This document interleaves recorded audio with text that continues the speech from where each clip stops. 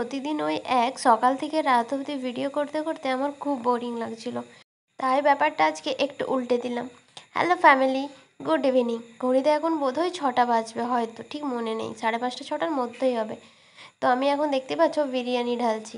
বললাম না ব্যাপারটা একটু উল্টে দেব, সেই জন্য সন্ধ্যে থেকে ব্লগটা শুরু করেছি। ভাই গেছিলো মেদিনীপুর, সেই জন্য আসার সময় নিয়ে এসেছিলো বিরিয়ানি। সেটাই এখন ঢেলে রাখছি, রাত্রেবেলা এটা দিয়ে আজকে ডিনারটা সারবো বলে। আমি কিন্তু বেশ খুশি। আমি জানতাম না যে আজকে ভাই বিরিয়ানি নিয়ে আসবে। অনেকটা টাইম গ্যাপ দিয়ে আবার চলে এলাম। এখন ঘড়িতে ওই 9টা 9:30 মতো বাজছে। খাবার জন্যই চলে এসেছি। এতটা পরিমাণ তো আমি খেতে পারবো না, যাই হোক খেয়ে দিয়ে আসছি আবার। বিরিয়ানির পর একটু কোল্ড ড্রিঙ্কস ছাড়া তো জমেই না, সেই জন্য একটা পেপসি নিয়ে চলে এলাম। যাই হোক পেপসি খেয়ে এখন শুয়ে পড়ি, সকালবেলা দেখা হচ্ছে।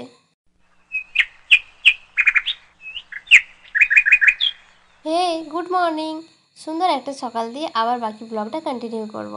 তো ঘুম থেকে উঠে নিয়ে দেখছি বাবা এখানে ফুল তুলে নিয়েছে ঠাকুরকে সেবা দেবে বলে। আর আমি এই একটু আগে উঠলাম। বৃষ্টির জন্য চারিদিকের অবস্থা খুব খারাপ, চারিদিকে পুরো প্যাচপ্যাচে অবস্থা। যদিও আমার এখানটা খুব একটা কাদা নেই, পুরোটা ঢালাই করা আছে, কিন্তু তাও নামতে ইচ্ছে করছে না। সকালবেলাটা ভাবলাম একটু ঘুরে দেখি। আর দেখো বাড়ির সামনেটার গাছগুলো বাবা সব কেটে দিয়েছে, কেননা শীতের জন্য ফুল লাগানো হবে। যারা আগের ভিডিও দেখো তারা তো জানো এখানটা আমরা কেরম বাগান করি। আর যারা দেখোনি তাদের জন্য ডেসক্রিপশানে আমি লিঙ্ক দিয়ে দেবো, তারা গিয়ে একটু দেখে চলে এসো। শীতের জন্য ওই জায়গাটায় মাটি এবারে তৈরি করা হবে, সেই জন্য সমস্ত গাছপালা কেটে দেওয়া হয়েছে।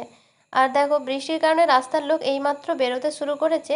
আর এত প্যাচপ্যাচে অবস্থা, আজকে সকাল থেকে বৃষ্টি হচ্ছে, সেই জন্য সামনে বাজারটাও আজকে বসেনি। বাবার এদিকে স্নান করে পুজো দেওয়া হয়ে গেল, আর আমার এখনও চোখ থেকে যেন ঘুমই ছাড়ছে না। আর এই দেখো গুলু কিন্তু সকাল সকাল মায়ের কোলে উঠে বসে আছে। ছোটো ঠাম্মির আদরটা গুলু একটু বেশি পায়। মা সকাল সকাল কাজবাজ বাগিয়ে গুলুর কাছে চলে এসেছে। গুলু আসার পর আমাদের বাড়ির পরিবেশটা একদমই আলাদা রকমের হয়ে গেছে। যা যত রাগ থাকুক যাই হোক সকালবেলায় আগেই গুলুর কাছকে চলে আসবে। ওর কাছকে এলেই যেন যত শান্তি। আচ্ছা, এতক্ষণ যে আমি বকবক করছি, তোমরা কি আমার গলার ভয়েসটা একটু শুনেছো? তার আগে দেখে নাও আমাদের কাছে ভুট্টা হচ্ছে, শুরু করে দিয়েছে। যখন একদম পেকে যাবে তখন দেখাবো। যেটা বলছিলাম, গলার আওয়াজটা কিন্তু আমার একদম ভেঙে একদম শেষ হয়ে গেছে কিছু। এমনিতেই আমার ভয়েসটা ভীষণ বাজে, তার মধ্যে আবার ঠান্ডা লেগে অবস্থা খুব খারাপ। এরপর চলে এসেছি এখন একটু দোকানে। বাবা নেই, সেই জন্য একটু দোকানে এসেছি। এটা কিন্তু বেশ কয়েকদিন আগের ভিডিও, আজকে আমি ভয়েসটা দিচ্ছি। আর ভিডিওটা আমাকে এডিট করতেই হতো, কেননা অনেক ভিডিও জমে রয়ে যাচ্ছে। আজকে শরীরটা আমার ভীষণ পরিমাণে খারাপ। আজকে সকালবেলাও ভিডিও শ্যুট করেছি, জানি না কবে আপলোড দেবো। ভীষণ পরিমাণে শরীরটা খারাপ হয়ে গেছে, জ্বরও এসে যাচ্ছে সবসময়।